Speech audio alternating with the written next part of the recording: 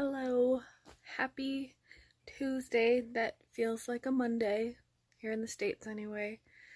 It is absolutely pouring out, and we needed it. It was such a dry summer. Our lawn is just straw. Yeah, let's not get on a discussion of lawns. I would love to have the no grass landscaping. That's besides the point. Yeah, and we just knew once fall baseball starts that the rain would start. And what do you know? I did not sleep well. I had one of those anxious insomnia nights. So that sucked. I was on my phone because I couldn't sleep. I found the 2007 weird CGI Beowulf adaptation on Hoopla, which is an app for borrowing things through the library. It was awful. Oh my god, it was so bad. It was so bad. I was even doing the 30-second fast forward through a bunch of scenes. I don't have any issues that comes from flashing lights, except that I'm getting old and I don't like them. But I didn't see one of those epilepsy warnings or the flashing lights may cause seizures kind of warning.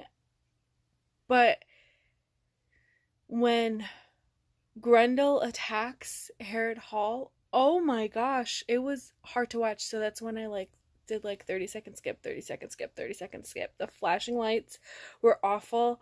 The interpretation of Grendel was weird. I wonder if it's kind of more accurate because he's just a more humanoid but giant, but he looked like a corpse. He looked like a rotting corpse but giant. He didn't look actually like a monster. The Grendel on the John Gardner cover is just this large, hairy, Sasquatchy kind of beast. And so that's in my head. Other adaptations I've seen are just of this kind of giant troll-like creature. I did not like this at all. What I found interesting was it was very much Harriet Hall was just a pleasure den for all the sinning, for the drinking and fornication. And at one point someone asks should we pray to that new god, that Jesus Christ fellow? And so they're mentioning the rise of Christianity. Should we maybe those gods will help us?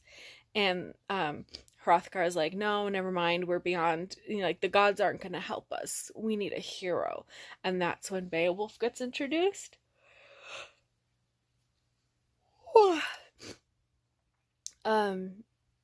So that made me think that this film interpretation may be more based on the early days of telling, before it was actually written down after hundreds of years of retelling with a solidly Christian claim to the story. I thought that was interesting. Maybe a third of the way through it before I was nah, screw this. I can't watch anymore. So I switched over to just listening to a podcast and trying to fall asleep. So I listened to Overdue Podcast discuss Beowulf. They also have an episode on Grendel. But the Beowulf podcast was their 5th episode, and they're well into the 500s now. So it was going back 10 years. They weren't quite as good with their discussion and their level of like background and exploration they do. What the hell is the word I'm trying to think of? Research? I couldn't think of the word research.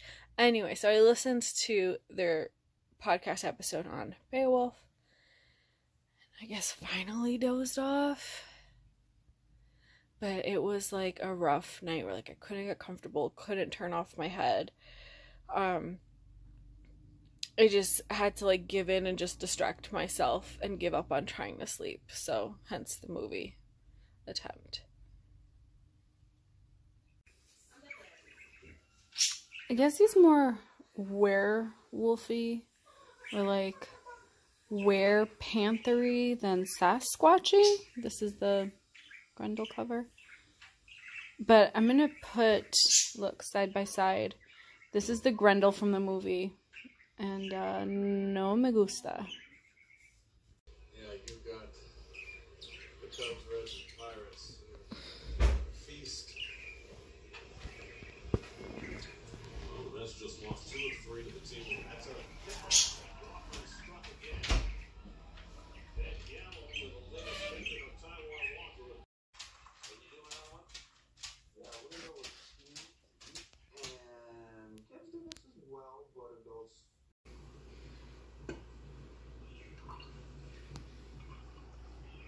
Thank you. What?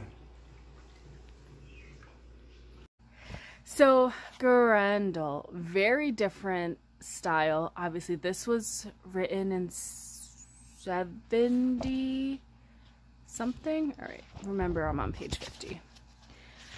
So obviously it's not going to be like old 1971. This edition came out in 1989. So it's more straightforward of a writing style. It opens with Grendel just like, ugh, it's spring, everything's stupid. Going into the 12th year of this stupid war with, meaning the 12 years of attacking Hrothgar's mead hall. And it has this very like Shrek kind of tone, you know, like ogre in the swamp, like I hate everyone, I just want to be alone in my swamp. Oh, there's a deer that like sees him and runs away, and he was like, I have never killed a deer, like what the hell is your problem with me? So that's where I got like Shrek vibes. The like, yeah, he's not that bad. Everyone just assumes he's that bad. I mean, he's pretty bad.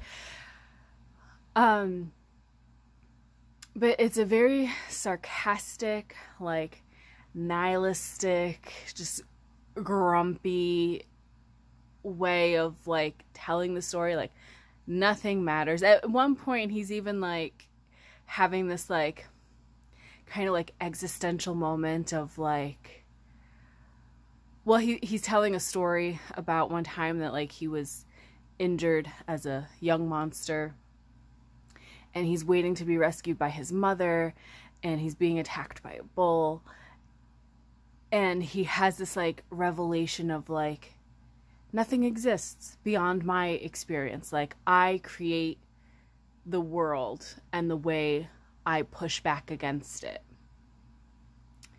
So it's very thinky.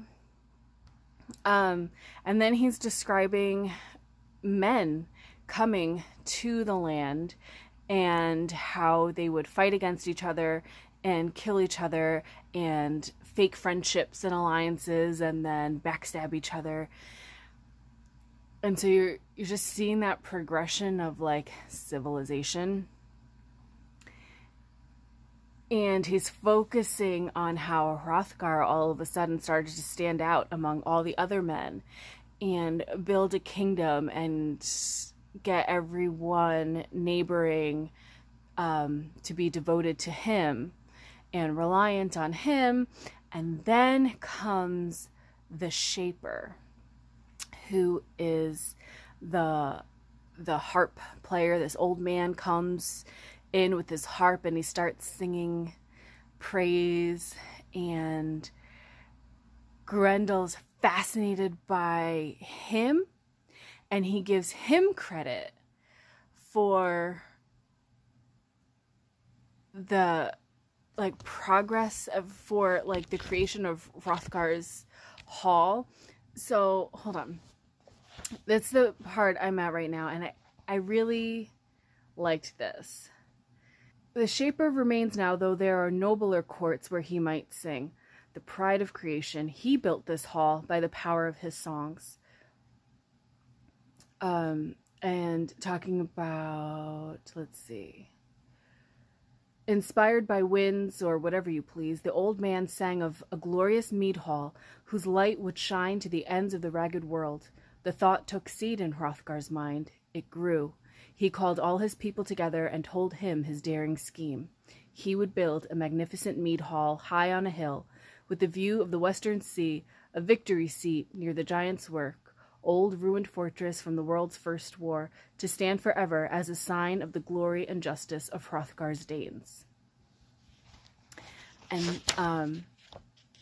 so then he gets into so this mead hall is built, they all gather, and this harper keeps singing songs, and the people are singing songs, and Grendel's watching, and he's just like, whoa, this is a bunch of bullshit. I knew him when, I've been watching this whole time, and thanes filled the hall, and a great silent crowd of them spilled out over the surrounding hill, smiling, peaceable, hearing the harper as if not a man in all that lot had ever twisted a knife in his neighbor's chest. So yeah, there's just a lot of reflection on the character of man, and the growth of power, and history belongs to the victor, right? Now Hrothgar's got all the power, and he, everyone's talking about what a great king, what a kind, noble man Hrothgar is, and Grendel's like, this is bullshit, I've been watching the whole time. So I really like that. I wasn't sure starting it if I would love the tone. It's just a very masculine, I'm so philosophical kind of tone, but it's satirical enough, and grumpy funny enough that I do like it.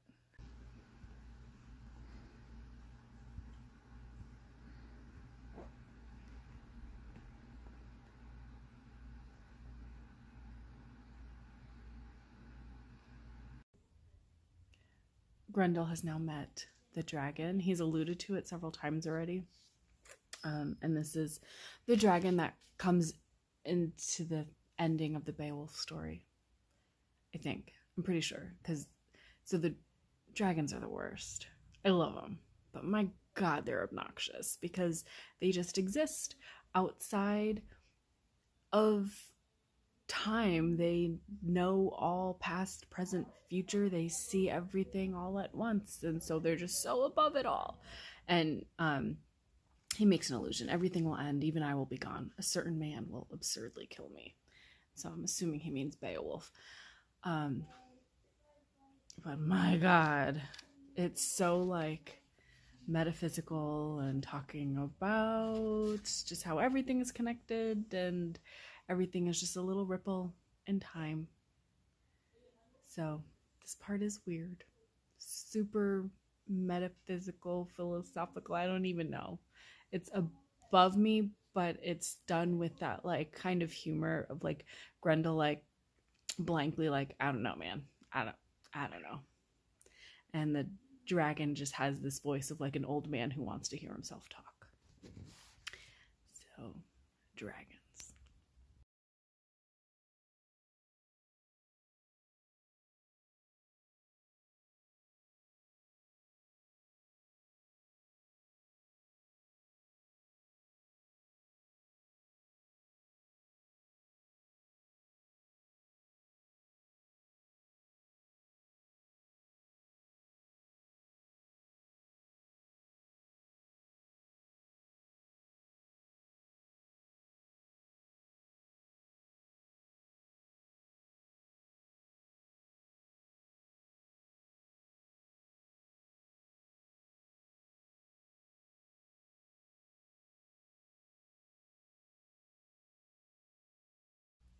it's now Thursday, September 8th. It's Nate's birthday, my hubby. It's early in the morning and I didn't sleep. And it's my own fault. I stayed up till 1, I think it was 1:11. When I finished, where the hell is it? When I finished Grendel, 1 o'clock in the morning, yay. And I should have just rolled over and gone to sleep.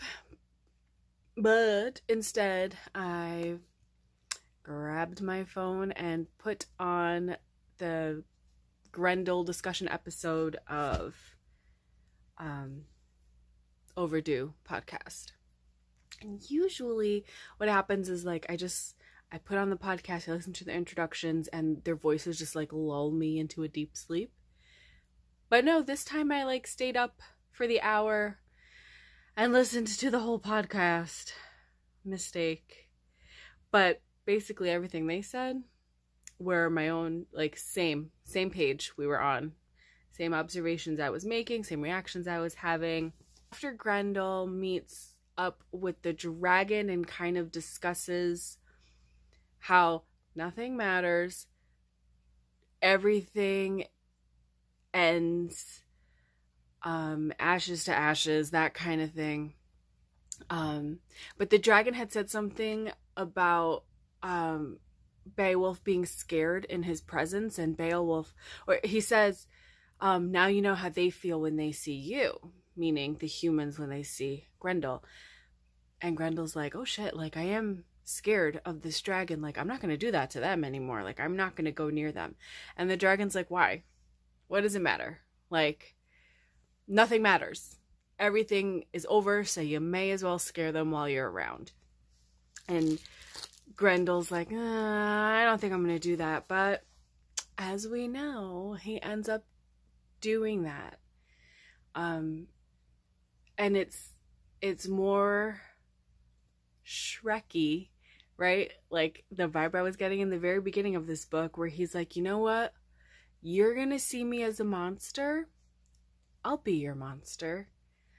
And it's interesting to read, like it gets really weird, and there's like sections of it that are like words for the sake of words, and Grendel's kind of losing his mind because he's feeling so isolated and alone, because like the only way he can connect is being their monster, and that doesn't actually, like that's the only way he could be part of something.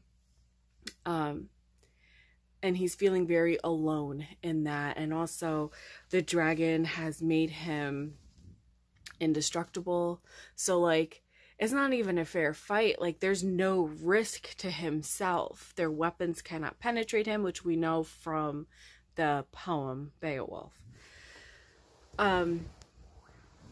So Grendel's kind of like losing his mind. He's going through some deep thoughts, and so there are sections that are like poems and hard to read, and you're kind of just like, what do these words put together in this way even mean? But at the same time, you get through that, and there's just these great observations on like the nature of people, and it's just in its sarcastic tone, it kind of like just like cuts down to motivations and what drives power. Pretty interesting stuff. But very thinky. So it's probably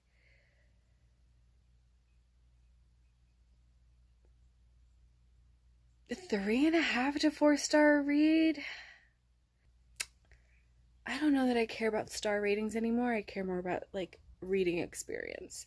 And so this was a fun reading experience, and I'm really glad I did it. And I'm like proud of myself for like these first 3 books that I've done for Shorty September. Like, thank you, Shorty September. When would I have ever like given myself the like reading project? So next up, I think I'm gonna do it. I'm gonna go for Ripped Shorts. This was a Bert recommendation. I don't know how it's gonna go. I either love it or hate it with Bertie Rex. There's never any in between. There's never like, yeah, that was a good book. It's either like, oh my gosh, obsessed, or like, what the heck, friend? So let's hope for, oh my gosh, love it. Totally forgot to mention, this is, Grendel is going to count for the Shorty Shorts prompt, a book written in the 70s or 80s. And with that, I'm ending this. It's way too long. I apologize. And we'll see you in the next one. Bye.